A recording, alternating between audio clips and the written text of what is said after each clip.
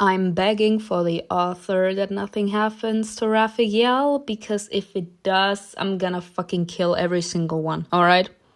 No mercy. If you take too long to choose a side, you might lose the right altogether, and then everything will be decided for you. You don't say. This is so fucked up. Episode 7, The Monster Within. This is so fucked up. Please tell me that someone's gonna come in.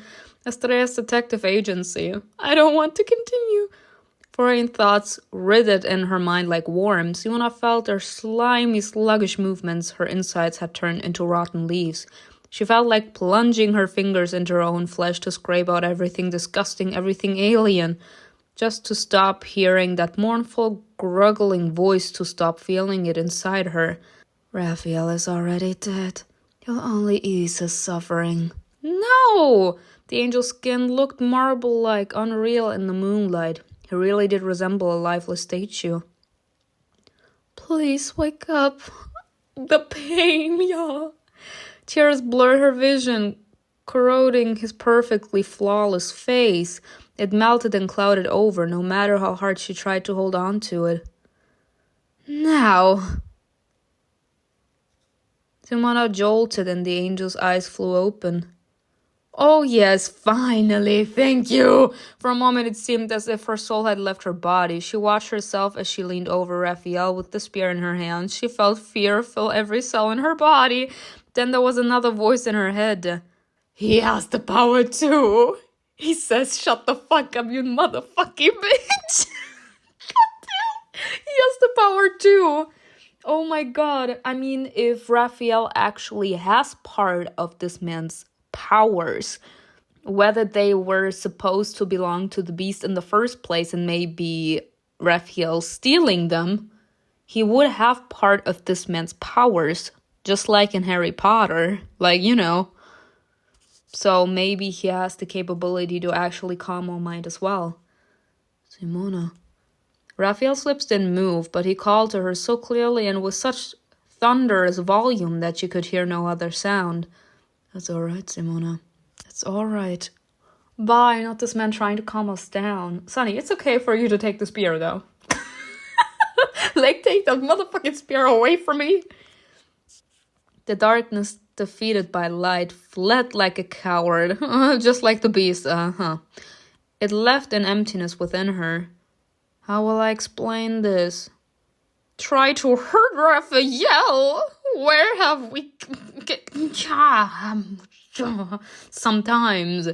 Give in to your emotions, throw the spear aside. I don't know if it's actually vulnerable. Like, if I throw it on the ground, maybe it will actually combust or be destroyed, even though I don't think so. If it's supposed to be capable to actually kill those little bitches here. I'm gonna call them little bitches because they're my little bitches. You touch them, you die. Honestly, give in to your emotions. Cry me a river. A wave of faint trembling swept through her body. The next one was stronger. Simona began to shake. I'm sorry. Oh, God. That's so disgusting, y'all. How is that even possible? Like, we're sleeping and all of a sudden someone is taking control over our minds. Without a word, Raphael sat up on the bed and took the spear from her hands. Tears streamed from her eyes. Simona didn't even try to hold them back. She sank to her knees in front of the angel. Like, honestly, imagine, like, maybe she has been afraid to actually allow herself to have a good night's sleep because she felt that voice in her head become louder inside of those dreams. The voice that we heard in the beginning of the season, the one that actually tried to make us open up our mind to actually the real awful truth about the inhabitants of this house. Maybe it was the beast. Imagine you having nightmares over nightmares and you have to fear that you will soon lose control over yourself and you won't actually be capable to stop yourself from hurting or killing someone that you truly care about. Goddamn. No wonder that she can't sleep. No wonder that she's anxious. Fearing questions she wouldn't be able to answer, she began to speak on her own. Quickly, hysterically, and only breaking off her ragged breaths. Why did my last nightmare follow me into reality? I heard the beast's voice, Raphael. I heard it so clearly, as if it were really inside my head. And I really could have done everything it told me to do. Simona bit her cheek hard enough to draw blood to stop herself from screaming. How does it do that? How can I rid myself of this? What is happening to me? Her last sentence was filled with despair. Honestly, I understand her. And I feel that. Like, honestly, I felt a tear in my eyes actually saying that last sentence. Like, the fuck? This is actually awful. I'm trying to actually immerse myself in her situation. I would be done. Her last sentence was filled with despair. It pulled Raphael out of his stupor. Of course he would be, like, confused. He would be like, the fuck? Maybe I need to actually calm down. Like everyone says that music calms down the beast. He tried to use his voice in order to calm us down. The angel himself could find no answers. He lowered himself to the floor beside her and gently covered her hands with his. Oh, I didn't realize the beast could speak to you. You think? Now you actually think it's time to do actually something? Before it only entered the minds of those who let it in, those who followed it. So I let it in? She felt like howling with despair. This time when I remembered her nightmares, she remembered every face her father had forced her to count. I failed everyone. Weak, foolish, worthless. Just like when I was a kid, when I was willing to do anything my father told me to do as long as he was content. Just so that he would leave me alone for a minute. Oh, Simona, does the father hold such power over you? Toxicity, trauma. Yes, it does. I was hoping he no longer did. This actually is so fucking painful. Y'all, like, don't come for me. Like, I didn't really grow up in a completely toxic household. But I can't really say that my home situation was pleasant either. Like, my parents don't have that loving relationship that you would sometimes see in movies. Like, they actually would fight for a very long time, to the point where I actually would feel safe only in my room. Like, holding a pillow over my head so that I would actually stop hearing their screams. And then both of them had specific expectations of what I should do during the course of my life, how my school years were supposed to look like, and I felt the need to do whatever it took in order to make them happy, just to get a little bit of their affection, a bit of their love. And that can actually do some damage to, first off, to your self-worthiness and to your mental health, to the point where you're actually willing to let people treat you badly, and for them to actually take up space in your mind and in your heart, even though they don't deserve it. But the moment he showed up, the moment he hurt me, this will never end. This changed everything. Simona saw it in the angel's bewildered eyes. What will happen to me now? I think at this point, if the beast actually holds that much power over you, whether we want it or not, I think we arrived at the moment where we don't really have a choice. We need to be locked up. Are you going to lock me up with Harry, as Fury suggested? I feel like this is not only for him to decide, but apparently the beast wants Raphael dead. No, of course not. Raphael, then you're too kind. I mean, I already knew he's a cutie pie, but no. Like, we actually need someone more, let's say, logical on this one. I feel like Furious and, again, his name, Summonus, I think his name was, they are a little too partial. We need someone more impartial. And even though MIKAEL has the hots for us, I feel like he'll be capable to be a little more partial than, for example, David. I feel like we would have to ask CASSIEL, MIKAEL maybe, Malik, because they are actually capable to be impartial still. Simona buried her face in his chest, clutching the thin fabric of his shirt as if he was slipping away. He almost did, girl. He almost slipped away. The angel was clutched by similar thoughts. He held her even tighter. This is so cute. The realization that the beast really could take her away filled him with terror. Oh, Raphael, it's fine, it's fine. But we'll rid you of all the ghosts and monsters, Simona. That's impossible. Honestly, at this point, I believe you. Yes, I do, but I'll do whatever it takes. At this point, like this little motherfucking bitch. Besides the fact that he's actually keeping me up at night, he's actually willing to have me kill someone I care about. This is on side. I'll keep fighting, I promise. I'll do everything I can to make sure this never happens again, Raphael. Raphael watched her furtively, but his worry only made things worse. Could I really have hurt you? You couldn't, but the beast certainly could. And I don't know if it's capable of harming me through your hands. It's probably just testing you. Testing us. Simona didn't know what else to say. There was only one phrase on her tongue. She was willing to repeat it until dawn broke. I'm sorry. Oh, that's fucked up. Simona, it's alright. No, it's not alright. And she's not actually saying I'm sorry for him.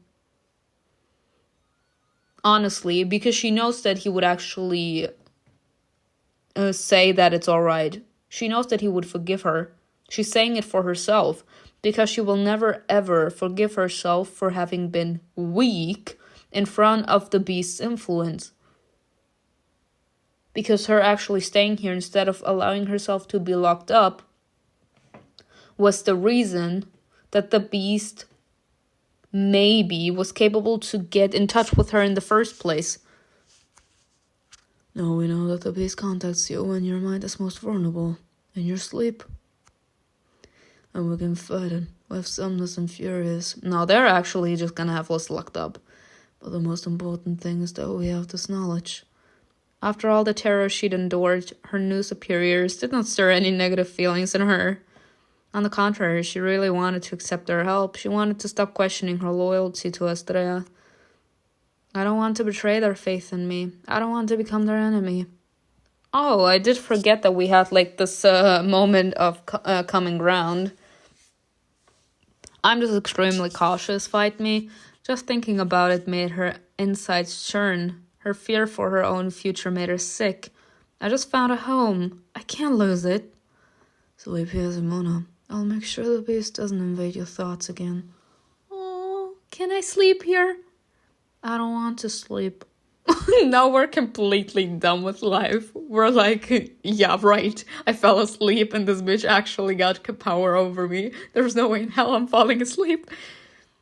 Lie down, please. We'll talk to everyone in the morning and find a solution. Exactly. Everyone. They need to know. Raphael helped her up from the floor. She was so compliant and so exhausted. He gently set her down on the bed. You need rest too. I'm sorry, but I can't let you go. And you need to sleep far more than I do. I mean, he just needs, like, to rest. He may not need really sleep, but he needs to rest, like he's still hurt. Raphael moved a chair next to the bed and sat beside her. This man is actually an angel, like, literally. Rest, Simona. You've been suffering for so many nights. And you could have suffered because of me. I almost killed him, and yet he sacrificed his own sleep for me. What did I say? He's a cutie pie. He needs to be protective. The narrow bed didn't have much room for the two of them to lie down comfortably. If I ask him and he agrees, he'll be so close. Do we? Yes, we do. Ask him to lie down beside you. We're gonna ask this bitch to be next to us. Simona moved over and pressed her shoulder blades against the cold wall. You can lie down with me. There's enough room for the both of us.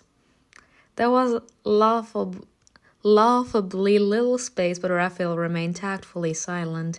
Maybe he wanted to lie down next to her too, but didn't dare say it out loud, because he's a cutie pie. I'm like trying to corrupt him as much as I can, y'all, for this man to be selfish for a change and claiming us like he owns it.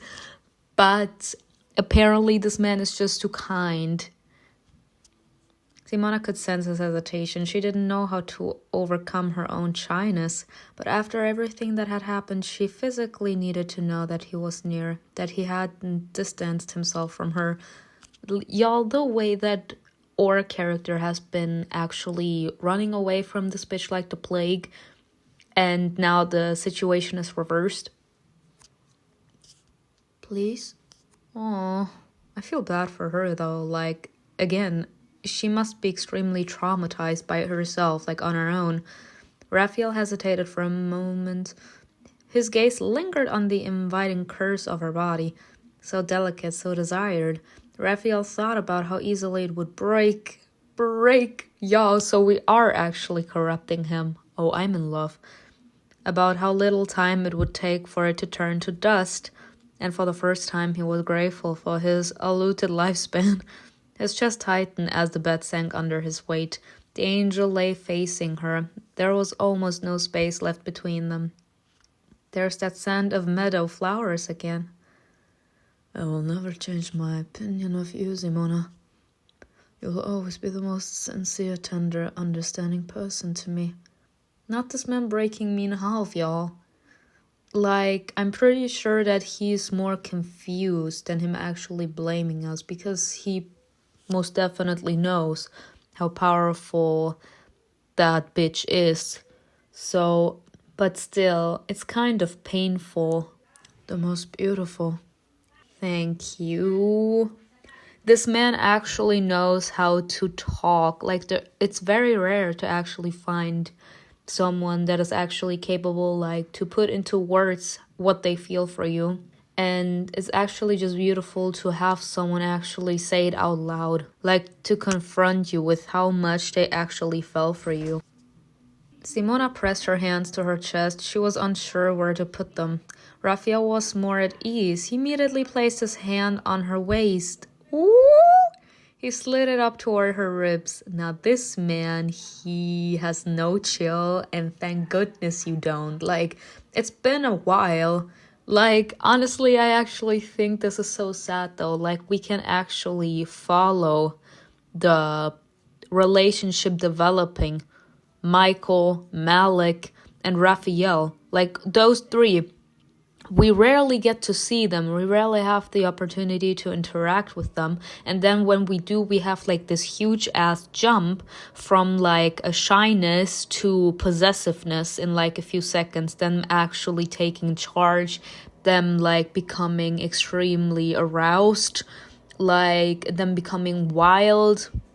Like, it sometimes actually is giving whiplash. So elegant, so graceful. She reminded him of a violin. The finest craftsmanship of all. Bye. Woohoo. Again, like Dragan, Kane, Malbonte, these three, Amrit, like a man that makes me squirm, a man that is capable to turn me on. Like, you all get the drill, like all the red flags. They are more my type, because I'm like the emotional type. But actually hearing someone talk to you like this, them actually viewing you, I don't know, as like a fine piece of art, to put it in here like this, and they tell it like this to you, who wouldn't feel special? Come on now. His fingers explored her body with such care, as if she really could fall apart. Yet the touch became unbearably gentle and tender. Simona arched her back and moved a bit closer to him. That bit closer brought their bodies into contact. Raphael's fingers tightened, and Simona let out a breathy sigh. You shouldn't feel guilty about me, Simona. No, I most definitely feel guilty. I would have almost killed you, bitch. Shut the fuck up. I don't want you to try and undo damage that isn't there. I mean, I get him partially. No harm was done, but it's still the fact. If you wouldn't have woken up, the beast would have actually been capable to succeed to kill you through me. She was so intoxicated by his closeness that she didn't immediately understand what Raphael was talking about. Was it the immortal's power of attraction? Or was she actually losing her mind over him? Simona didn't know. No, I know very well, like I'm playing my ass off. But his words reminded her of reality. They yanked her out of the dizzying haze of desire. I don't want to undo the damage. I just want to explore his body with my hands. We have already kissed. But honestly, explore his body with my hands, that's a different part of intimacy. Like, kissing is one thing. In my eyes, that's like the first step of intimacy. But him actually, or more like your partner, allowing you to actually move your hands over their body, that is a little more intimate than kissing. So honestly, I want to explore your body. Let me feel you. Simona mimicked his movement. She rested her hand on his waist. She tenderly slid it up to his stomach. The muscles under her fingers tense. Raphael burned her face with a ragged breath. What did I say? Like, that's a different part of intimacy. Kissing is the first step. The second you slowly start like to move your hand over their shoulders, like over their upper body, then slowly moving to the lower abdomen. Like, that's more intimate. Simona. Raphael caught her hand and touched it with his lips. Then he pulled her so close that she could barely breathe. You awakened the best in me. Aww. All the things I never even knew existed, but also the worst in me. We make him lose his mind. We make him lose control. Simona tried to catch his gaze, but he didn't give her the chance. He placed his hand on the back of her head and gently pressed her face to his chest. Sleep, he says. In love with this man. The fresh, sweet scent soothed her.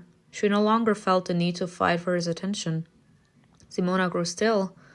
For so many years I felt nothing, Simona. At home beside my father, I thought only of my purpose. Here beside MIKAEL, I froze in anticipation of its fulfillment. And then you showed up. Raphael's voice grew softer, lulling her like a lullaby. I felt such a thirst for life when I saw you. A wave of greed overtook me. Ladies and gentlemen, may I just say, there is a high possibility, never thought I'd say this, because again, I'm in it for the red flags. There is a very high possibility that I could go for Raphael. He could actually make me break my red flag routine, y'all. He actually could. Because I feel like there is so much more to his gentle side than he lets out. And even though MIKAEL, with his possessiveness, with his strong character, is like more me, and it would make sense to me, I feel like there is so much more to Raphael than the story leads on. There's not just this gentleness, even though he can be, but he's also a lot more open with his emotions. And honestly, again, he's a musician, he's an artist, and someone that is capable to write stories, as in write music, will also be capable to write poems. Like, they're poetic as well. And in my eyes, that has something attractive to it. Even though it wouldn't be my first choice in men. But just so that you all understand. I wanted you to belong only to me. Period. Claim your territory, sis. That's when you actually turn a pure-hearted soul into a bad bitch. Let's go. I wanted you to give me a purpose to brighten up the rest of my life. Be greedy all you want. And I behaved unworthily. What you mean? I stole your kiss like a thief and wanted to possess you so fiercely. Don't you dare blame yourself. You did not steal a kiss from me. Like, I was in it. I paid. He stammered as if ashamed of his confession, but Simona didn't share his shame. Is there anything shameful about that? There is. Now I cast my selfish desires aside, Simona. I think only of one life. Yours. Y'all, the frustration. And again, I need this man to break. I want to break his defenses. I don't want to hurt you. You never hurt me in the first place. First off. Second off. Stop saying it was a mistake and that you will only start thinking about my life. Bitch, I'm thinking about yours. You are only thinking about mine. We're both being selfless. Let's be selfish together. Will you push me away? No, I'll never push you away. Then stop saying that it was a mistake and that it's shameful and whatever. But I won't tell you too tightly to me either. And he's pushing us technically away. Like MIKAEL did, y'all. We only get surrounded by bitches.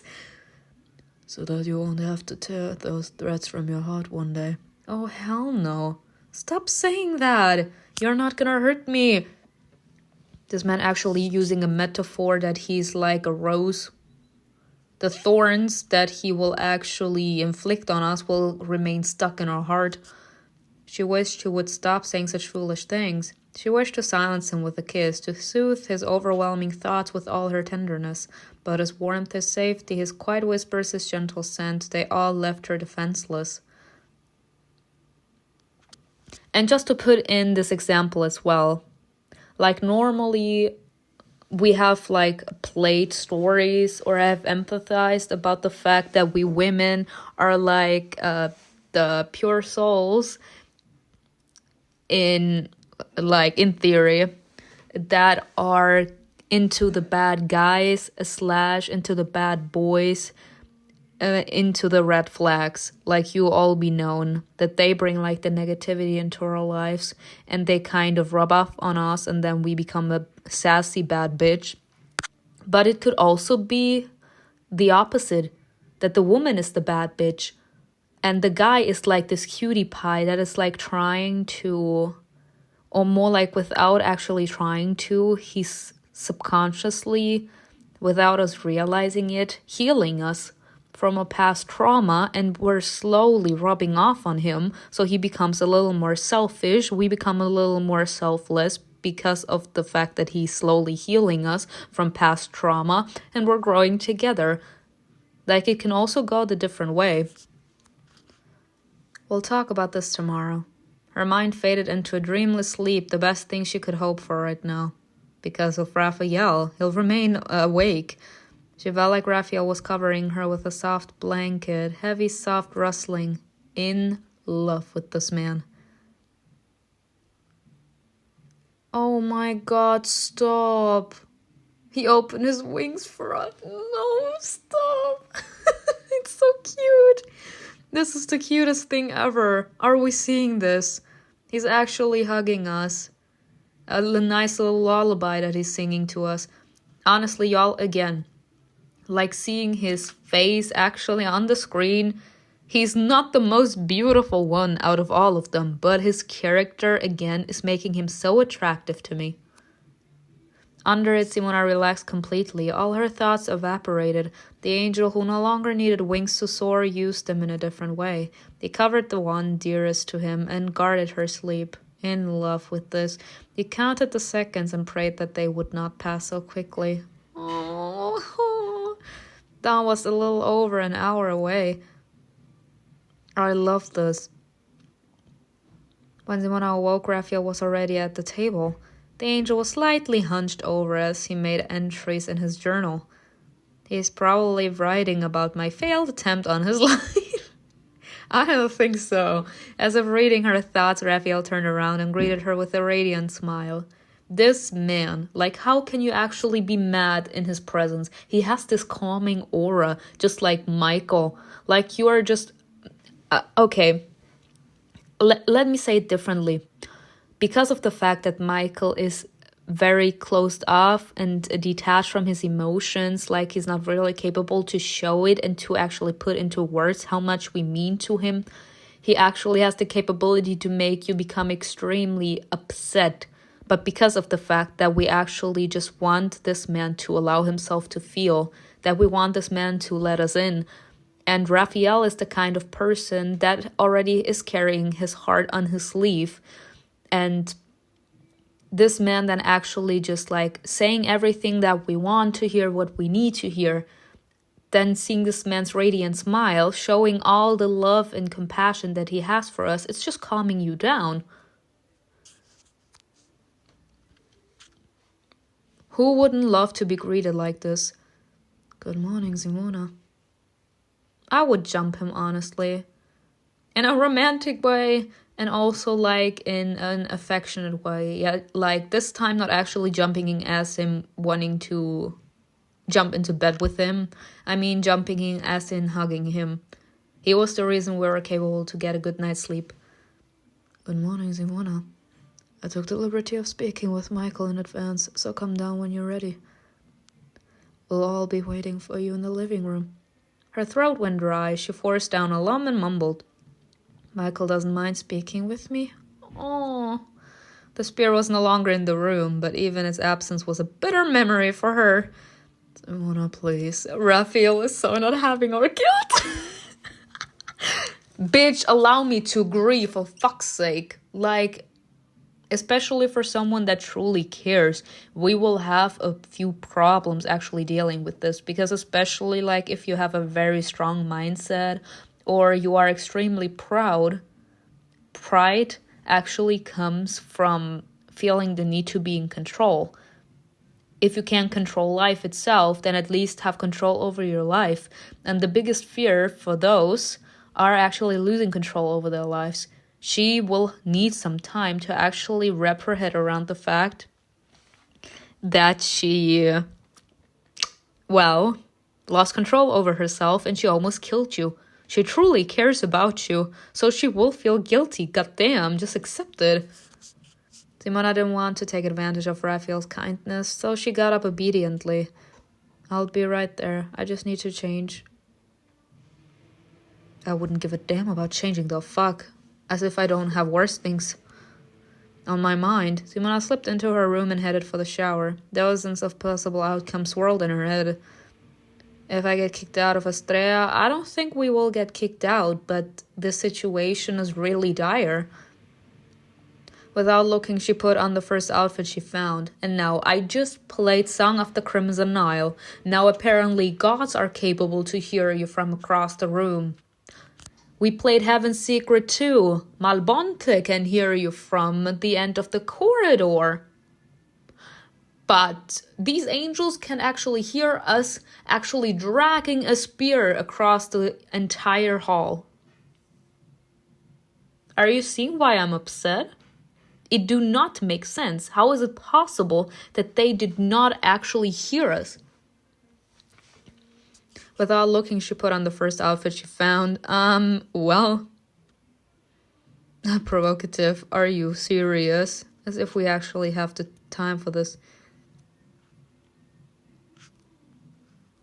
Alright, those outfits are a little better, let me tell you, but still, the outfits in the story are awful. I had this already in the comments section with my friend Astrea. She be in the know. These outfits are a horror. She fixed her hair and looked at herself with a lost expression. Y'all, the hair. It's ridiculous. Hold up. She sighed heavily and went downstairs. I feel so bad for her character. She must be freaking out. Even from the hallway, Simona could hear a lively discussion that fell silent as soon as she touched the door handle. How's it going, fellas? All the Astreans had gathered in the living room, concerned, sympathetic, near, and dear. Simona cast an embarrassed glance around the room, trying not to linger on anyone in particular. She noticed that Somnus and Furies weren't in the room. Am I still a bad person for not wanting them around? Like, they need to give me a little more positive vibes, because right now I just have the feeling that they're doing whatever the hell they want with us, and I'm not a toy. So they decided to talk to me before they talked to the superiors? Simona had never felt so dirty. She felt as if the nauseating presence of the beast still lingered within her. Again, what did I say? She couldn't actually fight him. She couldn't fight the influence of the beast. She allowed herself to be vulnerable for a change, and the beast was capable to take over her. She lost control.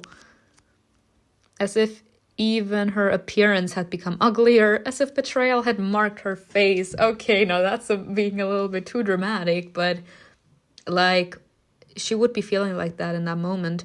Once again, I'm standing here in front of them and I don't know what to say. MIKAEL was the first to speak. How are you? Someone shoot me. The last thing she wanted was to be the problem they had to fuss over one again. Simona tried to answer confidently. I'm fine. I don't hear the voices anymore. Until the next nightmare. Period.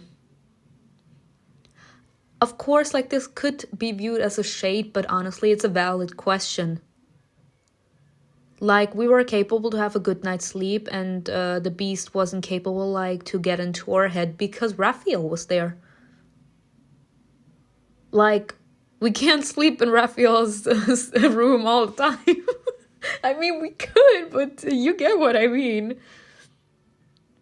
Like, there needs to be a way to actually fix this. The question wasn't mocking, but it still made her feel uneasy. Like, it's a valid question.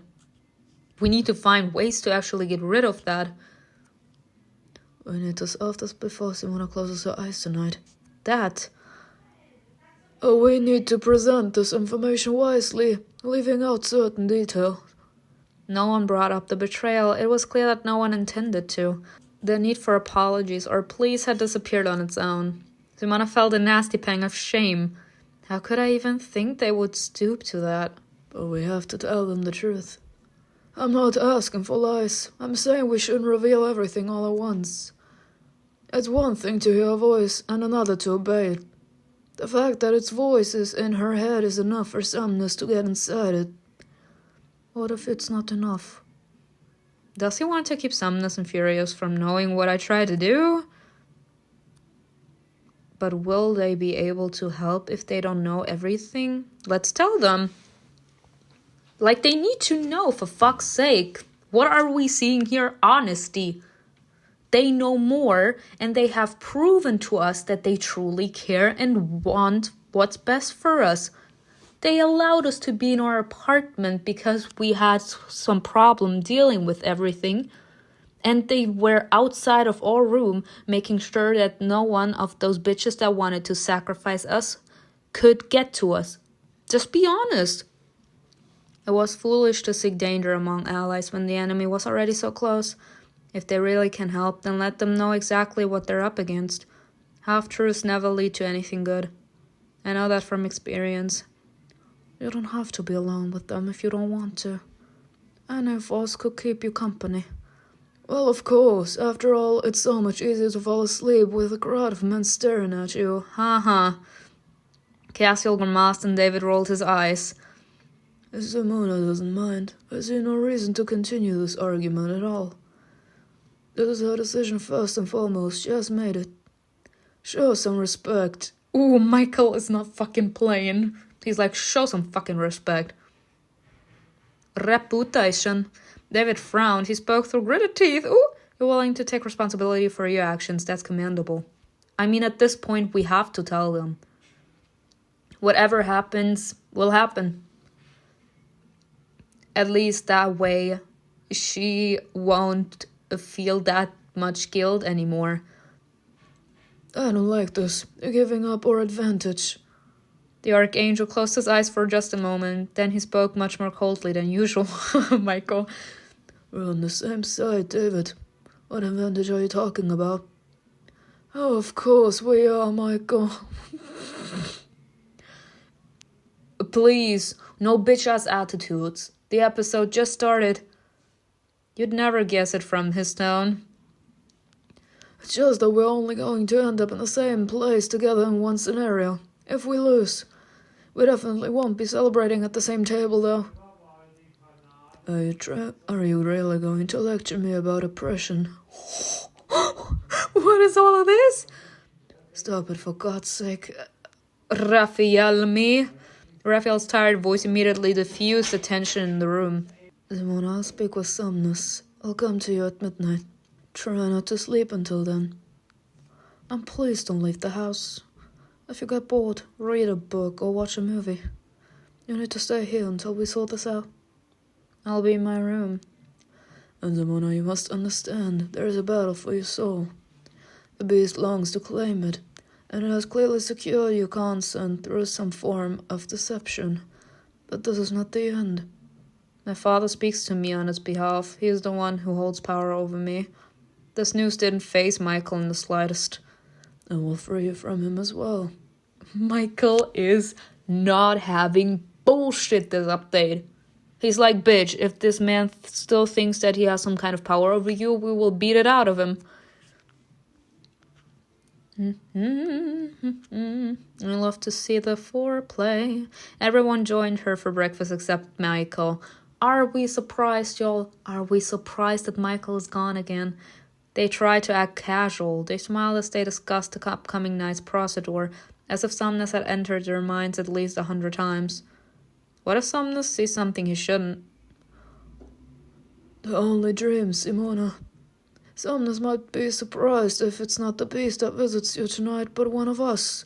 But I doubt a nighttime fantasy would be much of an issue. Haha.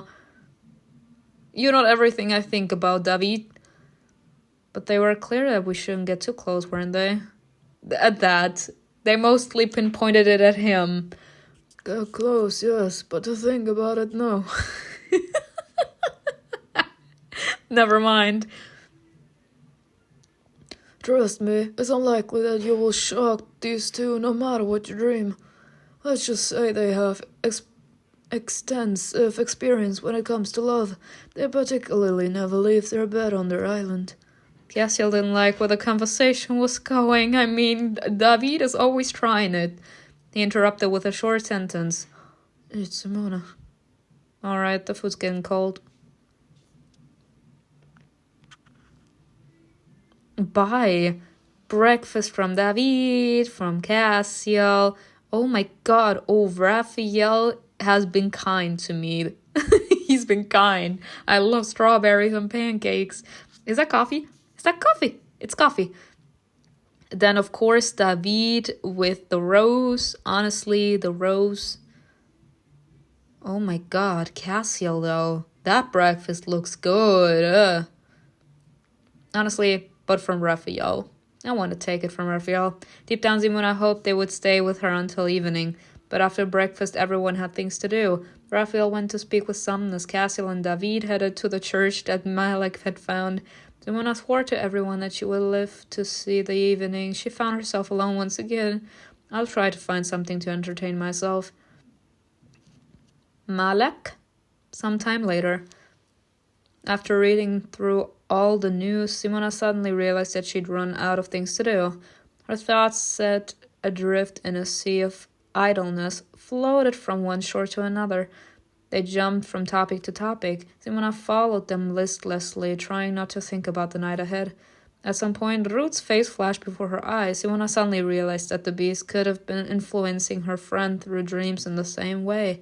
It could have been controlling her mind, her body. But unlike with me, there was no one to protect her. Thinking of her after all she'd done felt like self-torture. But Simona couldn't stop thinking about Ruth. Simona remembered the student years. Back then, they'd both believed they had a chance to escape their past. She was the only one who didn't look at me like I was a leaper when I talked to her about the cold. Why didn't I see that while I was breaking free, she was being pulled down even deeper? Her heart clenched as she realized that she was the first to drift away. The moment I got over it and let go of the past, her talk about God stopped mattering to me.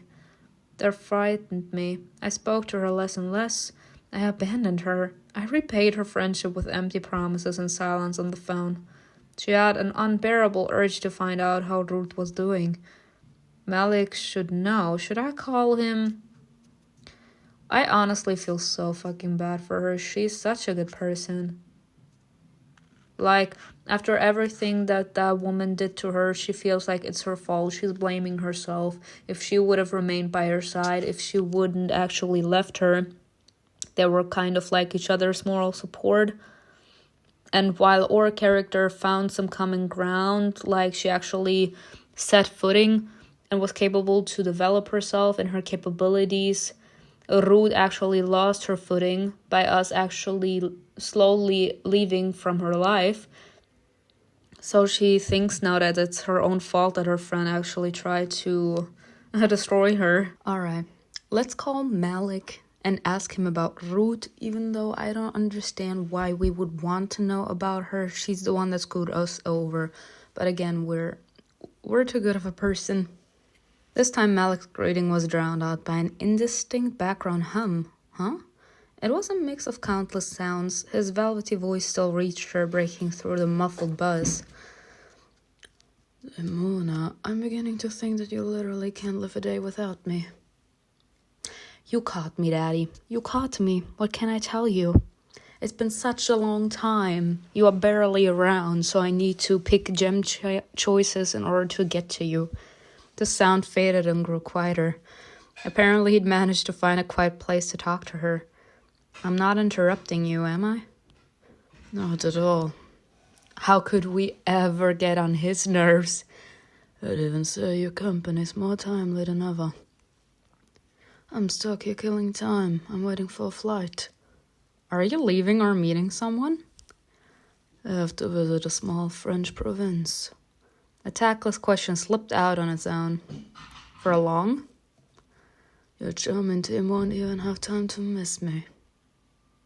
Who gives a damn about them? Like, you should worry about if I miss you. I'll be back, as they say, in a flash. Right. Simona sank onto her bed. She tried to picture the Azore coast, the salty sea air. I've never been to France. Unfortunately, I don't have time to bring you with me. But I can bring you back a little piece of it for you. Please do. Thank you. He's gonna bring, like, a souvenir of the Eiffel Tower. That's gonna be funny. I was just making conversation. Right. Well, then we'll have another reason to start it up again. Honestly, how can you hate him? How can you hate him? He is so charming in his own way. Like, we're like, oh, just making conversation. He's not getting offended or anything. He's like, okay, then I'll keep it in mind. You want to go to Paris? You want to go to France? Then I will make some arrangements so that I can take you with me. This strange friendship was starting to grow on her. His provocations felt more familiar, less unsettling. They were never unsettling. I was always thrilling.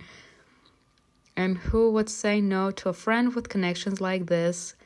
I mean, partially yes, but I don't want our character to think that we can just use Malik every time that we need help. I would assume that he's a lawyer with a psychology degree.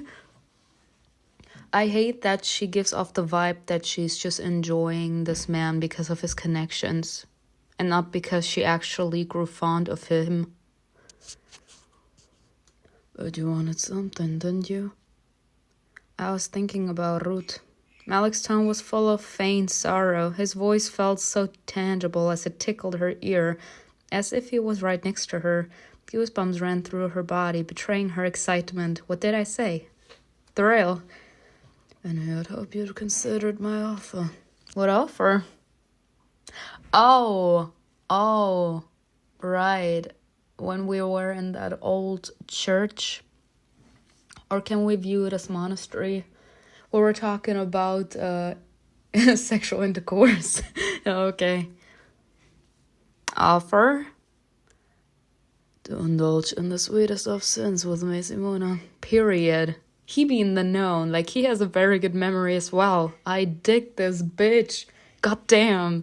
Like, Malik needs to stop, he needs to stop turning me on, y'all. He needs to stop being so charming. He needs to stop being so provocative, teasing, arrogant.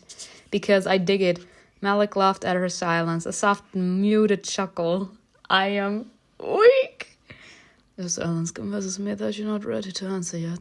But there is no refusal in it either, which gives me hope for a delightful night. This man, the confidence. But are we seeing the difference between Malik and David right now? Meanwhile, David is actually also convinced that it will happen. He's not actually forcing the momentum, okay? He's not forcing the moment.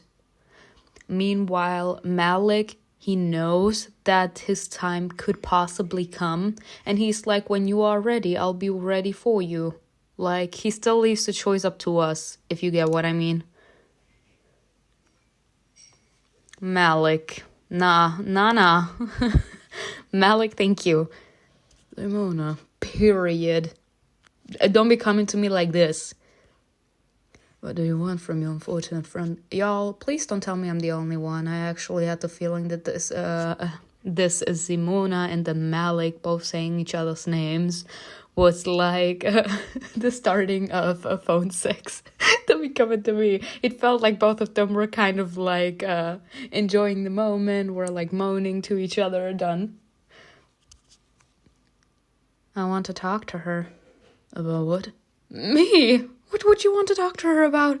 Simona knew she was making yet another mistake, but the thought that she had been the first to betray Ruth would not leave her mind. I'm not asking for a meeting. A conversation over the phone would be enough. I owe her that much, Malik. I doubt your dad is as great as hers. I erased her from my life when she needed me. Malik paused, clearly considering her request, as if it's up to him whether Ruth will even agree to talk to me. Well, I can arrange it, Simona. She does want to talk to you, by the way, but is too afraid to admit it.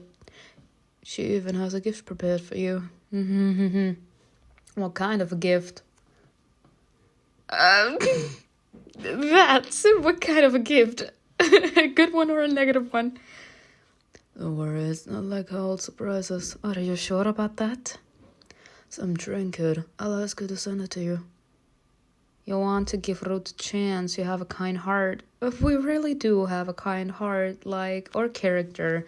But I do...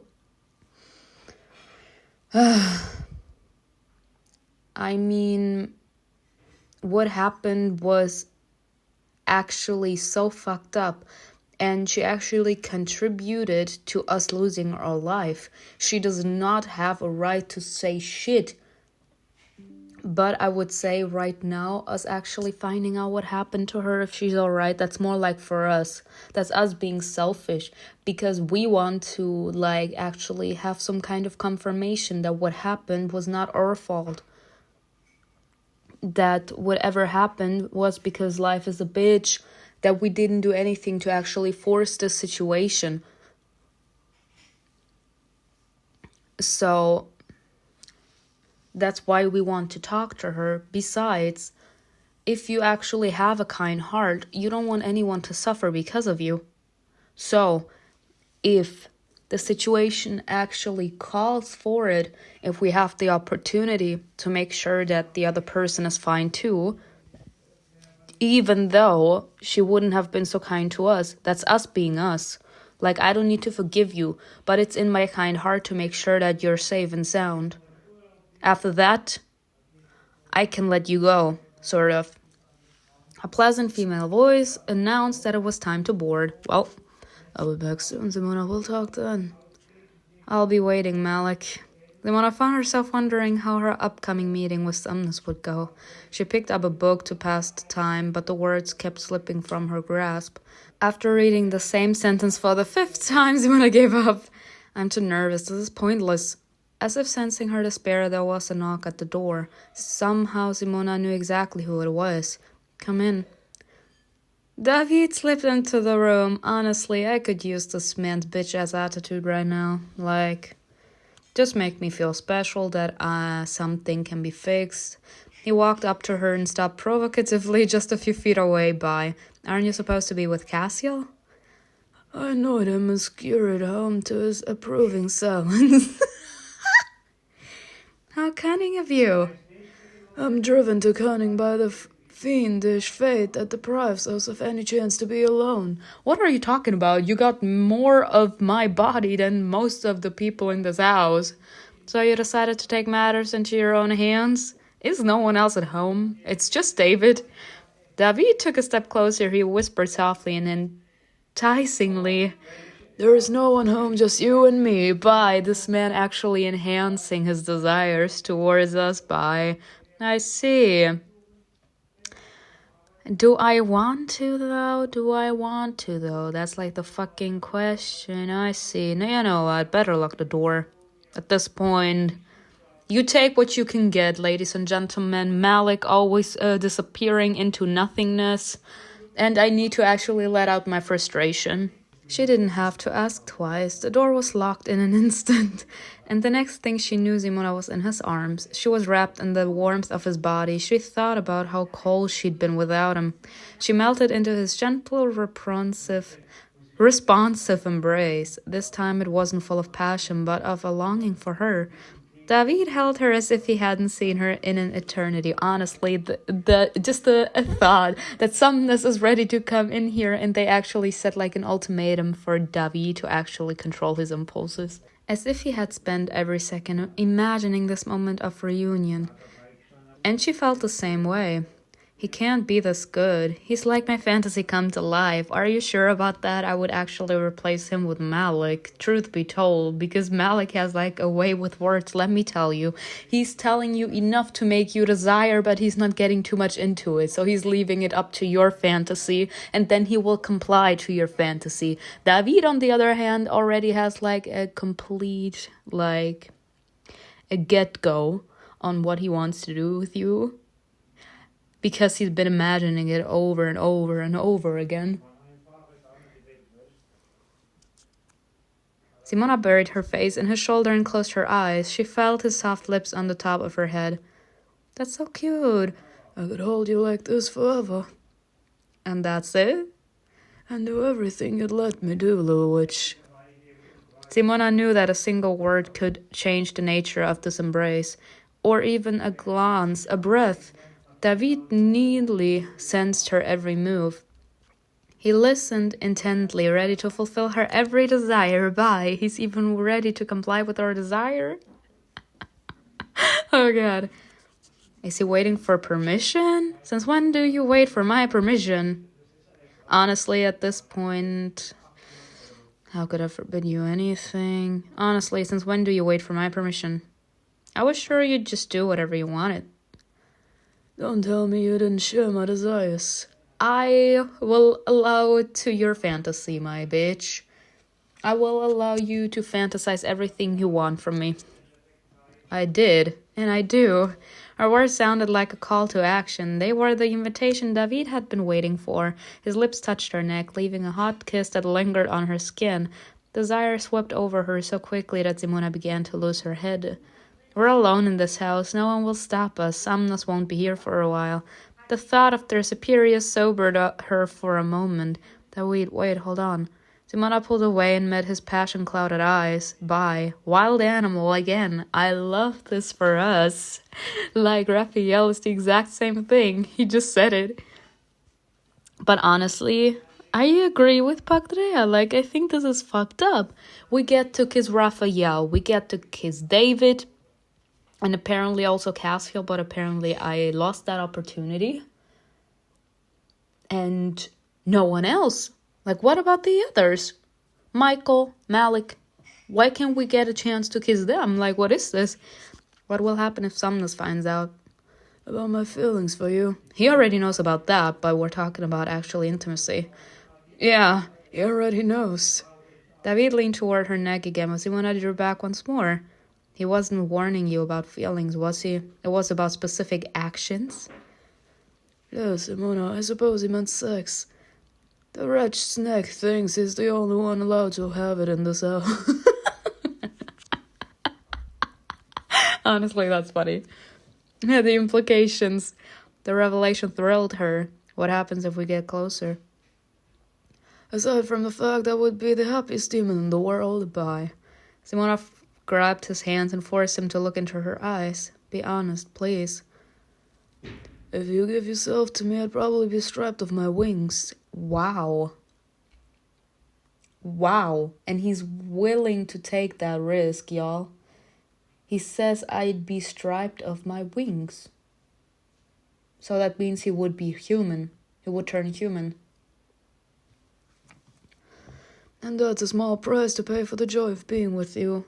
Wow. Wow. Y'all, I'm actually at a loss for words. The love he must have for us is insane. And maybe it's like just his personality that he feels the need to be all arrogant about the fact how much he could have the opportunity to be with us. And partially it's because of the author. But maybe it's just his way. Like, he can't actually be that romantic like MIKAEL or like RAPHAEL. He's not the type of person to do that and to imply it subtly that he cares about us and he allows us to figure it out. He feels the need to highlight everything he feels for us. And maybe sometimes it's a little bit over the top and it could seem a little bit pushy, but that's just him showing how much he cares about us. Meanwhile, the others are extremely holding back and allowing us to subtly like move in closer, like under their shell, and they allow us to explore the depths of their love for us, which sounds a little more poetic, but this man is just immediately showing all the love he has for us. But my god, Simona could sense that he was holding something back. Stripped of your wings, and that's it? Human. That was a flicker of despair in David's voice, as if she could take something so precious away from him with just her question. Along with my wings, I'd lose my immortality, my memories. My memories? That means he wouldn't even remember us. I would begin life as a mortal, with a clean slate. Damn, that's fucked up on so many ways. Hold up. Just with demons, or as well with like immortals, like in general, also like the angels, MIKAEL, RAPHAEL. Oh god. Something inside her shattered. Simona spoke in a hollow, distant voice. And you'd forget me? Yes. Your memories. Yes.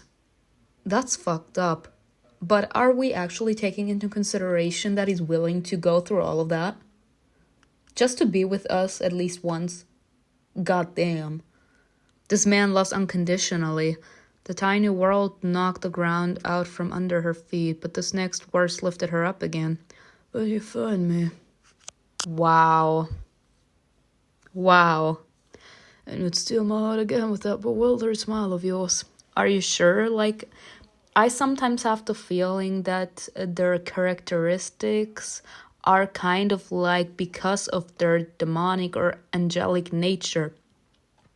Like, just like back in the day with Dino, RAPHAEL and MIKAEL have the tendency to hold back a little bit their desires. They feel the need to always like have everything under control.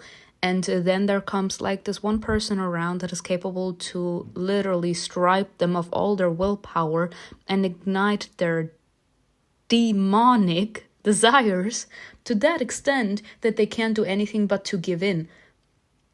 And that also applies to demons. They're a little more witty, a little more sarcastic, a little more shameless, a little more sassy, if you get what I mean. I mean, of course, MIKAEL is like the exception because he's an archangel, if you ask me. He has the sass to him. He has like both angel and demonic characteristics. And David is like showing more his demonic characteristics. If he actually gets stripped of his immortality, of his wings, and he turns human, wouldn't that also mean that he would also like kind of lose his personality a little bit? That he's not who he used to be? With that curious gaze of yours, and I will love you even more. This is so fucked up though. Love me? He loves us, wow. Her arousal faded, replaced by a decisive tenderness. Simona whispered, I can't take your immortality from you. Honestly, y'all, as much as I love you because of who you are.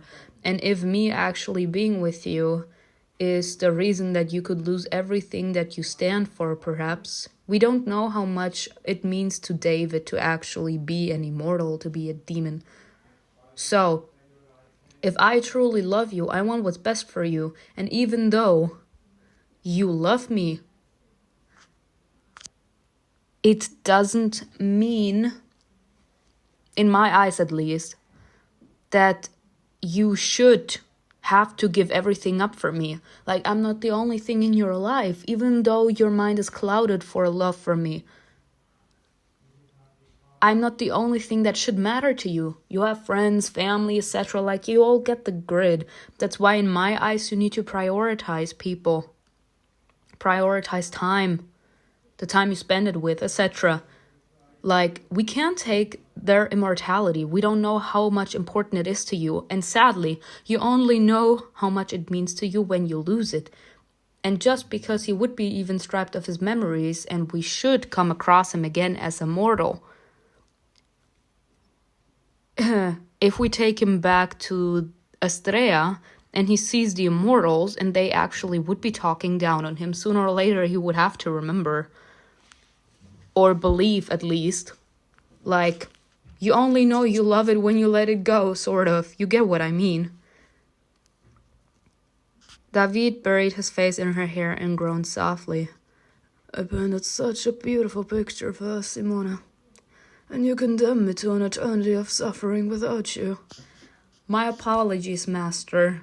But that's how things go. I can't take it away from you. He spoke the last line into her lips and immediately took away her chance to reply. His tongue met hers, erasing every unspoken phrase. His fingers moved slowly and deliberately, feeling for the boundaries of what was allowed. They trailed weightless and gentle along the seams of her shirt. They caught on the edge of revealing her skin. But the further he went, the more those boundaries expanded. Simona arced toward him, and the boundaries dissolved. David pulled away for a moment. He whispered hoarsely, A war for the world is raging around us, Simona, and those idiots are trying to intimidate me with their power. But as long as they hold that power? Exactly. Only as long as they do. What, are you trying to actually create their falling, their reckoning? Goddamn. If we win, we'll be heroes. We'll be allowed to do anything. What if we lose? If we lose, then none of this will matter anymore. Because we will be dead. The beast wants us. His eyes blazed with passion. They were far more convincing than words. Maybe I can burn up in this fire and not even have to think about the future. Her body craved his touch. It didn't care what was at stake. David no longer felt any resistance. David was willing to do anything for you. There is no way we can stop now. Oh, God. I'm actually petrified. I mean, this is not an end choice. At least I don't hope it is. We don't have to. Shock me. This is funny. What? The desire to possess fought the desire to protect. Simona was choking on tender love and fiery passion. She had no idea what to do. If I were David, I'd find a loophole, and her desperate mind gave her one. We don't have to actually have sex to give each other pleasure, do we? Curiosity sparked in the demon's eyes. What are you suggesting? His husky voice was maddening. It made her want to give herself completely to him. I have a few ideas.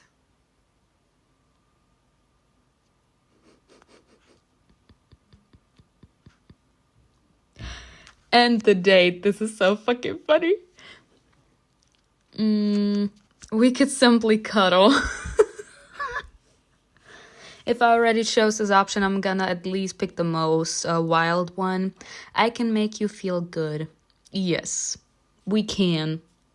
The date. That's so funny. A smile lingered on David's face. What do you have in mind? I want you to pretend to be obedient and yielding. Let me give you pleasure. Right. Let his imagination run wild, and we just slowly move our hand on his body, down to more intimate parts. Why not? Simona. She knew what would follow that quiet sigh. Gentle words about how he enjoyed just looking at her, just thinking about her, just wanting her. Though she wasn't immortal, she could already read a few things in his eyes. Hush. That's funny. Simona pressed gently against him. She felt the tension radiating from his body. He was stretched taut as a string, ready to snap at any moment. Can you hold yourself together? No, he can't. He never could. He had this attitude toward us ever since we started. Ravi was already barely holding on. To her delight, he immediately admitted it. If you ask me one more thing in that sultry voice, I definitely won't. Honestly, I just love this, like the fight for power. I said it back in the day in the episodes of Song of the Crimson Nile. Hold on just a little longer. Simona rewarded his obedience with a tender kiss on his neck. She ran her tongue along the pulsing vein and bit gently at his skin. Simona, I don't care about the consequences. I do, though. I know. It was amazing to feel so desired. Having power over him was breathtaking to the point of dizziness. Simona slid her hand over the smooth fabric of his shirt. She explored his toned body. Her hand paused on his chest where his heart pounded fiercely. Her fingers trailed down to his abdomen, so tense it felt like armor beneath the fabric. Her fingertips lingered on his belt buckle, clutching at the line that marked the point of no return. David let out a jagged breath and caught her wrist. Simona, I know a much more interesting ways. Save it for next time. Bye. Bye. She's like, no, it's my turn. I'm on top now. Sit down. She freed her hand and returned to his trousers. She knelt before the demon. She enjoyed the thrilling sight of his eyes actually darkening with unbearable desire. And then she crossed the line.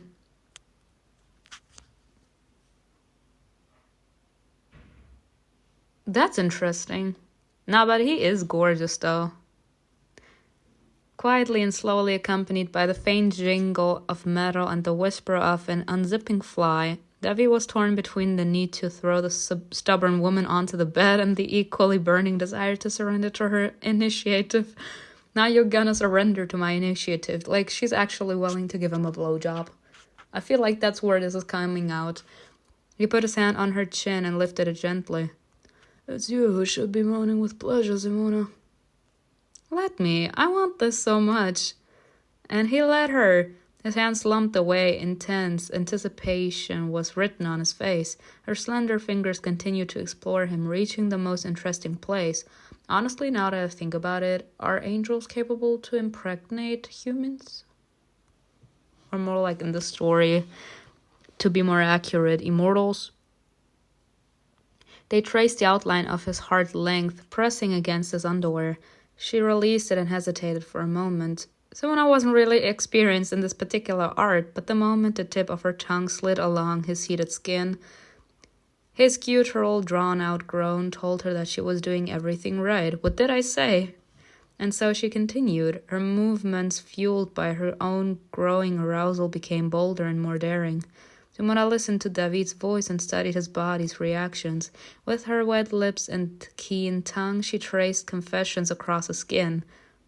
I love, honestly, though, the way they're actually, like, highlighting everything that's going on. Like, when it actually comes to intimacy, that both of them are actually going through something. Both of them are slowly heating up. Slowly, the desire is growing in both of them. And that's when they more and more, like, lose, like, they're restrained. They can't hold back anymore. And the more they can't hold back, the more animal passion will actually happen in the bedroom afterwards. She put all her effort into showing him just how much she wanted to please him, showing him how much he meant to her. So much that she was willing to give him all of herself, but not risk his life. David responded with a groan from deep in his chest as he ran his fingers through her hair. Simona suppressed her rising worry. She was prepared for his desire to overwhelm him, for her to have to adapt to an entirely different rhythm, to choke with passion, not just figuratively, but in an attempt to take him in fully. But David restrained himself from any other movements. His hands rested on her head gently, without pressure. In turn, he was willing to tame his wild nature for her comfort. What are we seeing here? He's holding back. Desire pulsed between her legs. With every motion, it grew brighter, stronger, more intense. Simona let out a soft, muffled moan. David shuddered in response. He placed his other hand on her head and pulled away gently. At first, she barely recognized his voice. It was so hoarse, so throaty. One more second, Simona, and you'll be in for a rough ride. But you... Trust me, nothing compares to the pleasure you've just given me.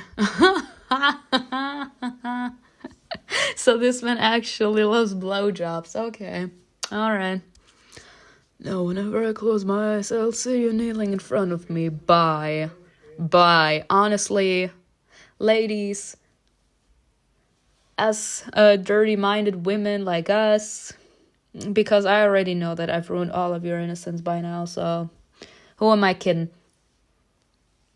We actually love to have the power. We love to know that we had the power to actually win someone over. Like, he will close his eyes thinking about us. Like, that's actually the best punishment for someone. Like, imagine you want someone so badly but you can't. Like, destiny is literally against you, and then you would be like sitting in the bedroom, like your eyes slowly closing, and you see the person you desire more than anyone else. You know, it's reciprocative.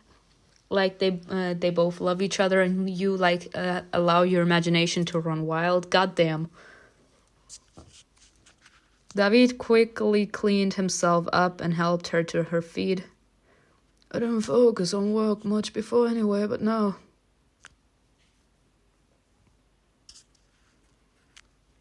Perhaps the only thing that could top this breathtaking image in my mind is the sight of you moaning. Bye. For now, you'll have to settle for this. Instead of agreeing, David cupped her chin in his hands and pulled her toward him. He let himself get lost in a long, passionate kiss. He only pulled away when he felt that they were both nearly out of breath. Simona gasped and whispered against his lips, I won't let Samnus or anyone else hurt you. David will do anything just to be with you. I do. No. I know. We can decide what to do next.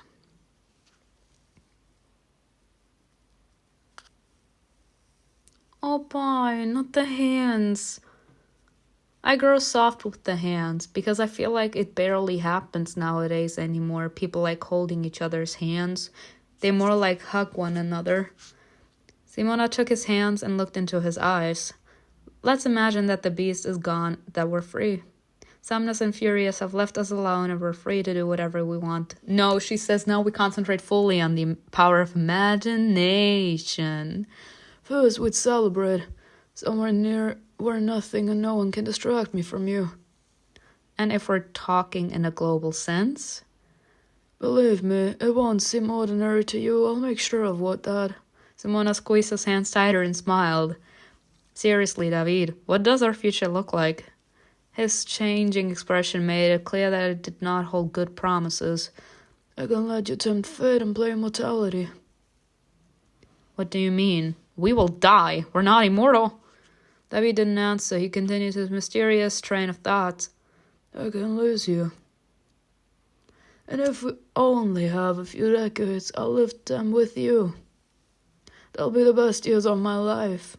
Wow. He actually said, you're the love of my life. Damn. He's actually planning it in his head out. That he wants to be stripped of his immortality to be with us. Oh, God. A beautiful end to the story. He can't live without us, so the only way for him not to actually live without us is if he becomes mortal. We're mortal? We will die one day and he will still exist, so he will die with us, sort of. Simona wanted to say that he would forget her over the course of his immortality, but for some reason she didn't. There was a sense of finality in his tone that conjured sad thoughts, and Simona pushed him aside. I'll cherish every moment. As will I. David can't imagine his life without you. He sees no future without you. David doesn't want to part with you for a single moment. Damn. That's so painful.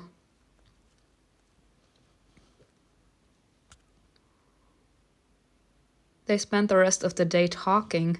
David distracted her with stories he'd accumulated over the course of his immortal life. That's so cute. And when the sun dipped below the horizon, he made an unexpected suggestion. What? I could stay with you. Make sure Samnus doesn't scare you with everything about it. And you're asking me why I like David.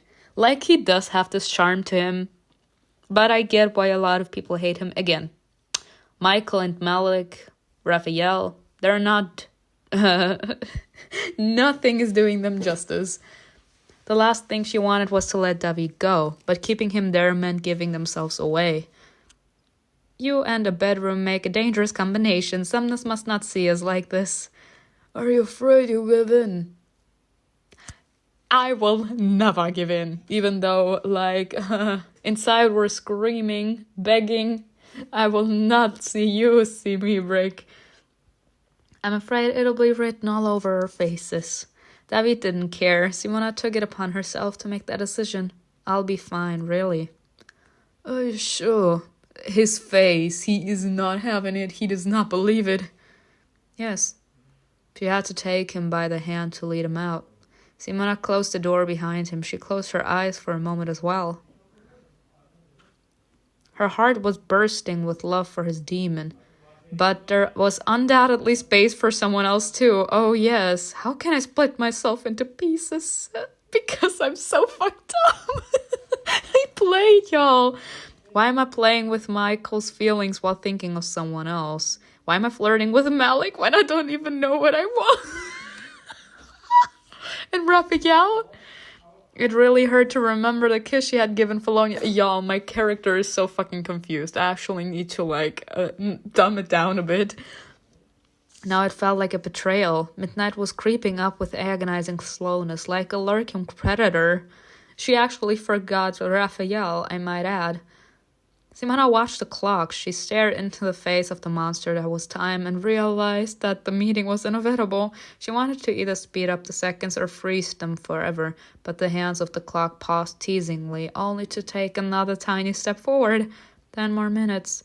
Simona lay down on her bed and tried to calm herself. At the stroke of midnight, Sumnus walked into the bedroom.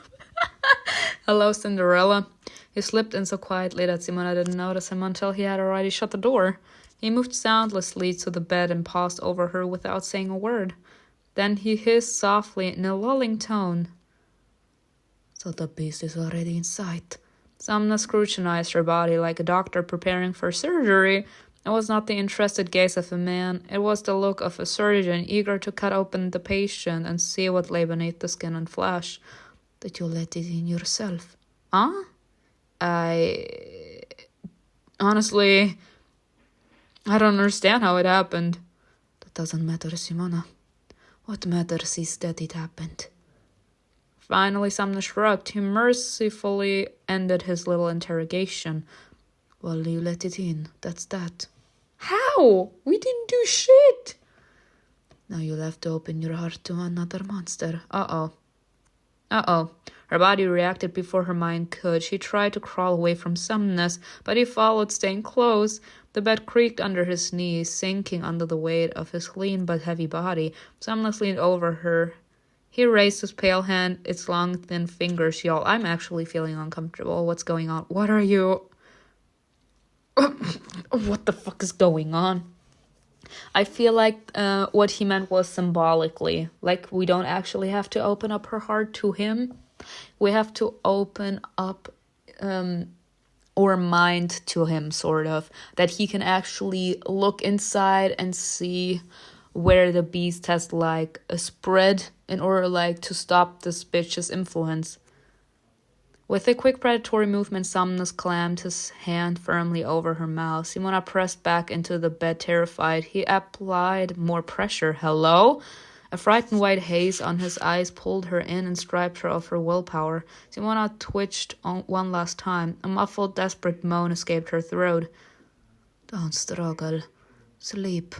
Her mind obeyed instantly and tumbled into darkness. The darkness felt better to her than any soft bed, more soothing than a mother's embrace. Somnus immersed her in the sweetest sleep, but a few seconds later her consciousness returned.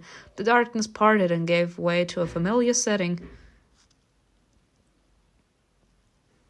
It's fucked up that we have to go through something like this. Simona took a deep breath of the warm, damp air. It was thick with the scent of earth and greenery. Light barely filtered in through the hazy glass. Along with it, her past couldn't get to her. Here time stood still. She wrapped herself in silence and peace. Where are we? Simona hadn't noticed Somnus materializing beside her. Oh, that's cute. But his sudden presence didn't scare her. She believed that nothing could threaten her in this place. It was hers alone. Her father had never worked with his hands. The smell of humans disgusted him. Here among the plants, Simona found joy in simple things, breathing and growing. She wasn't afraid of making mistakes. This is the greenhouse where I worked as a child. Somnus brushed his fingers along the rough edges of a tomato leaf, then turned to her. You'll such those dreams. It's not like we can control them, bitch. They're peaceful. Can you bring them back to me? I'll try. But the beast isn't here. This is only your dream. We'll have to wait for it to catch your scent. Won't it catch yours? I'll leave you when I sense that your dream is dissolving and giving way to someone else. Somnus didn't hide his boredom. He turned away and walked along the rows of ripening plants. Then when I watched him, she was a little unsure of what to do next. What should I do? Make Somnus disappear? No. Honestly, if we can, materialize something pleasant in your dream. If this is my dream, can I control it? Simona reached out her hands. She imagined a bird landing on it. She heard the soft flutter of wings and felt the gripping touch of its tiny talons on her skin. She imagined every yellow feather in detail. And the bird really did land on her hand. Whoa! Her delight was cut short by a gurgling sound. The bird lifted its little head upward and began to choke. It flapped its wings in a desperate attempt to free itself. What? No. Simona tried to imagine that the bird was fine, but the horror that gripped her mind took control. The poor creature writhed, embodying her nightmare. Somnus ended its suffering. With a snap of his fingers, the bird chirped and flew away. If you cannot control your thoughts, do not let your consciousness run free. Otherwise, your nightmares will pull you in so deep that the next time you'll be the one choking. The silence was broken by the desperate fluttering of a moth that had somehow found its way into the greenhouse. Its futile attempts to escape were accompanied by muffled thoughts against the glass. Simona reached out to help, but the insect thrashed harder. All right, fine. Simona climbed onto the edge of a low shelf to reach the small window. She wobbled to find her balance. She pressed her hand against the slippery glass, almost losing her footing. Even in your dreams, you create problems for yourself. Oh, Somnus, just shut it. It's my dream. Let me be complicated. God damn. The moth disappeared under someone's gaze. Simona felt solid ground beneath her feet again. Forget your surroundings and listen closely, Simona. When your father appears, you must follow him and convince him that you regret nothing. Then you try to kill RAPHAEL again. Aren't you coming with me? He just said he won't.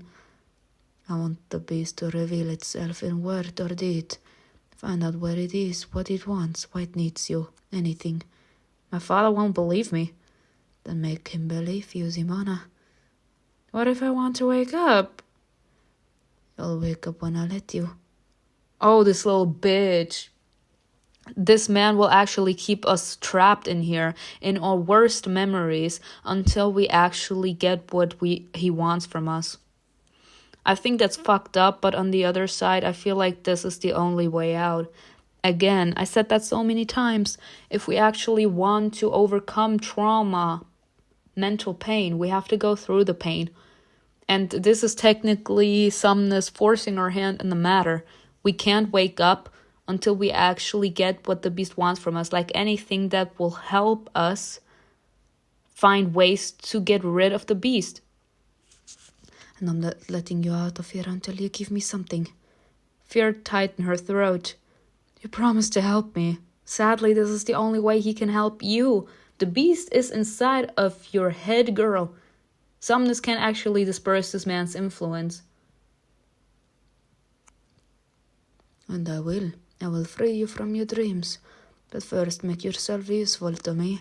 Those worthless beings you share a shelter with will never act on their own. My father is a sadist. Her attempt to appeal to his mercy failed. It's only pain, Simona. It will pass. Somnus was about to say more, but he cut himself off. He lifted his head and froze. He's here. Be strong, and then I will get you out of here. The moment he vanished, someone's fingernail scratched against the greenhouse window. The fresh scent of greenery was replaced by the stifling smell of incense and burned candles. Oh god, I hate that our father is the one that is being used. That is so fucked up. Don't hide from me, Simona. Come out. This is so fucking Now we're on the hallway. Okay. Where is the highway taking us? Each step echoed dully in her ears. The path stretched forward, disappearing into a milky gray veil of fog. It swallowed the tops of distant trees, coiled along the ground, erasing all traces. It was everywhere like a living being. Simona could even feel it within her. It settled in her lungs, heavy and moist. It's like I'm within a monster, and the monster is within me. Her father walked slowly ahead. The fog licked gently at his feet, welcoming him like an old friend. Simona avoided looking down. Instead, she counted the hollow echo of her hesitant footsteps. She tried to focus on that single sound to ignore the feeling of fear. It's all right, Simona. It's all right. His words sounded like forgiveness, but they weren't. Simona knew there was no forgiveness. There is no forgiveness. The words were familiar to her from her childhood. They suddenly stirred a memory. Malik, he told me the same thing. Simona repeated the thought to herself. She tried to hold on to it. It felt very important somehow, but the dream made all thoughts elusive. They slipped away like snakes slithering into the fog. You will try again, and this time it will work. What must happen for someness to take me? What must I do? Apologize to your father. I'm sorry, Dad. I let you down. Not me. You let go, Don. I'm only his hand holding the whip, his voice bearing the truth. I'll make it right, I promise. Words alone aren't enough, Simona, you know that. Mistakes must be paid for with tears and blood. And then you could try again. Simona wanted to agree, but instead of words she let out a stifled sob. Her father liked her even better that way. You're a good girl, Simona. This is so fucking disgusting. Like imagine this actually being your father. I like you better when you cry, girl, because you're a bad bitch. You need to be punished. You all get what I mean, right? A father actually taking advantage of the daughter, like initiating intercourse. I don't need to get deeper into this, do I? Sadly, I happen to hear news like that for so many weeks by now in Germany. Like, this is fucked up. Her gaze fell on a twisted tree. Its gnarled branches reached toward her. Simona quickened her pace, trying to catch up to her father. His steps remained unhurried, but the distance between them did not close. Simona began to run. Her breath grew ragged, poisoned by the thick fog, but the scene around her remained unchanged. We're not going anywhere. The father noticed her attempt. He smirked. Only the worthy will reach their destination, Simona. Then where are we going? You tell me. Simona paused and thought. This is a test. I'm going to a new, better world. To the beast. Honestly, I would say to a new, better world, because that's like what the beast wants to create through our sacrifice, right? And to become part of it, I seek purification and forgiveness for my sins. Have you sinned a lot? She had to try hard not to sound insincere. Yes, Father. Then we'll give you a chance to atone. Her father's calm was as terrifying as his rage. Why isn't he saying anything? What's he waiting for? Simona knew exactly how long a nightmare could last. She called out to him timidly. Father, why am I here? To give you, the beast, your word. When the time comes, you will willingly spill your blood at the entrance to his prison. You will help break his chains. You will die for him. I can't. How will I know the time has come? I can be useful to him while alive. Technically, that's true, but the beast does not give a damn about her life. He just wants her blood. How will I know the time has come? Oh, you'll know, my dear. I feel like that's what he would want to hear. He finally stopped and turned to his daughter. Here we are. Huh? The path ended and led them to an open field. This is where the new world will begin, Simona. And we've been granted the honor of laying its foundation. His hand landed on her shoulder and gripped it firmly. Simona forced a smile through her clenched teeth. Her father spoke softly. His tone was chilling and ominous. He uttered the words she'd never heard him say before, but she had often imagined the twist of satisfaction they would bring her. I'm proud of you. Oh! Your choices have brought you here. This will affect the story, okay? Simona closed her eyes and tried to steady her wildly breathing heart.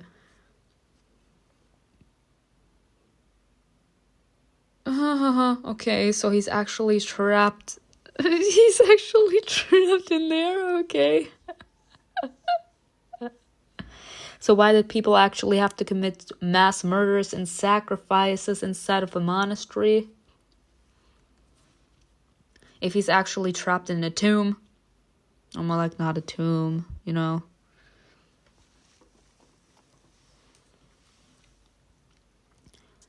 When she opened them, she found herself in a small dark room with no windows or doors. In its center stood a coffin with a transparent lid. Unusual red butterflies fluttered around it. Their fluttering wings dispersed darkness like tiny lights. The sight was so beautiful that Simona stopped wondering where she was. Ooh! So Somnus is back again? This is my room. Oh! It's located on an island where others like me live. Somnus held out his pale hand. One of the butterflies immediately perched on it. While you were chatting with your father, I was overwhelmed by your childhood memories. Your fear, your resentment, your pain. Somnus gently lifted his hand. The butterflies fluttered away to rejoin its sisters. What an interesting place you lived in. You were raised like an animal, obedient, loyal, stripped of desires and opinions, like a dog ready to follow commands without questions. This is so sad, though, that he actually saw everything without us actually being fine with it. But on the other side, I always want to believe that, even though I'm not sure if I would want everyone to actually feel and see what I had to see and feel, I'm not supposed to actually feel shame because of what I had to go through. Sadly, life's a bitch, so I actually had to do what it took in order to survive, like mentally, physically, you all get the grip. And my life was a bitch, but I did what I could to survive, and I did. Like, that shows extreme character and inner strength. Willpower. And not a lot of people actually manage to actually come here. So I can be proud of what I had to go through. Samna spoke distantly as if to himself. He ignored the tears welling in her eyes. Yes. His words drowned in the quiet rustling of tiny wings. Do you want me to show you something that might bring you joy? I sense some sort of catch in his offer. I do. Then look who I found. Huh? Oh my god, the butterflies. The butterflies gathered in a cluster. It was small at first, but as more butterflies joined, the glowing red cloud grew larger and larger. And when it reached the size of a person, a painfully familiar figure emerged. Simona? Mom? Her mother's hands reached for her child. She gently touched Simona's cheeks. Simona couldn't believe it. She stared at the features lost to time. It's really her. Her mother's face was always kind, with a warmth that felt almost heavenly. She never showed anger, but that was the feeling she always lacked. She never judged father's actions, never questioned him. She followed him blindly, a dutiful wife, never looking down. She never saw where her husband's gaze was directed, and his gaze had guided her into hell. I'm sorry, Simona. Tears filled her eyes and her fingers trembled. I don't have much time, my dear. There's so much I need to tell you. Please know, sweetheart, I would never hurt you. Do you hear me? It was the perfect moment, but Simona couldn't bring herself to ask the question that haunted her. But would you have killed me? Her mother pulled her close, as if reading her thoughts. She whispered quickly and desperately, Never. I know, Mom, I know. Simona clutched to her mother, clutching at her blouse. She felt like she was back in that church, and if she let go, they would take her away again. They'd separate her from her mother once and for all. It seemed that if she just held on tighter, her mother would stay. Simona didn't believe it was possible, but she wished so desperately that her thoughts could make it happen. After some time, her mother's form began to fade. Where your mother is, she feels a little better in this moment. That's so painful. It left behind only the faint scent of fresh bread. Samna stepped into the spot where she had stood a second ago. He tilted his head and watched with curiosity as tears streamed down Simona's cheeks. Was she real? Samna touched her face with a surprising gentleness, as if there was really something more to him than cruelty. I don't think he's cruel. I just think that this man does not give a damn about human life that much. But the second he sees that someone is actually worthy, and not just all talk and no bite, like, you get what I mean. He's actually willing to become a little more docile. His icy fingers stung and her tears began to freeze. But Simona was grateful to him even for that. Samnas? He leaned so close that Simona could feel his breath. Huh? It carried a deathly cold. It frightened her and chilled her to the core. And now you may rest. When Simona opened her eyes, bright sunlight was streaming in through the window. She actually felt at peace. Did Samnas really help me? She couldn't remember the events of the previous night, but she felt that everything seemed to have worked. I should go downstairs and ask him how it went. She jumped out of bed with surprising ease. She moved briskly through the hallway and paused uncertainly on the ground floor of the agency. She listened closely. The only room filled with voices was the living room. She headed that way. She headed that way, guys. Besides Samnas, MIKAEL and Furious were also in there. Simona hesitated. She said softly, I was wondering how everything went. Everything went perfectly. MIKAEL cleared his throat. How did you sleep? Sorry. Y'all, this is the first time we've seen this fine-ass man. Let me breathe. Simona thought for a moment and answered, Good. I don't think I had any dreams. No more dreams will ever enter that little head of yours. MIKAEL nodded in satisfaction. He declared in a measured tone, Excellent. Then there is no more risk of eternal influence on your mind, Simona. You'll be able to help us interrogate possible followers on the beast that are connected to the church. The one Malik found? Exactly. Things were shaping up nicely. Simona felt a surge of energy. We seem to be moving forward. Oh, yes. Oh, not so fast. I have an assignment. This is really necessary now, when we have so little time left to capture the beast. It's not for you, MIKAEL. It's for the your evaluator. Huh? I chose it very carefully. She should like it. Why are they suddenly deciding what missions we have to take? His slight voice promised nothing good. A chill ran down Simona's spine. You need to deal with a certain cult. Pretend to be genuine followers, infiltrate it and destroy it from within. Oh, God. Casey undercover. Think you can handle that, Simona? I think it will be partially trauma hitting my way and partially power. You try to actually massacre me, I'm gonna fucking murder you. What a big opening, y'all, to the story. I'm actually dying. Nah. Honestly, I'm excited now. I hope you enjoyed this video with me. Tell me in the comments below what you think was best, and I will see you in another video. Bye.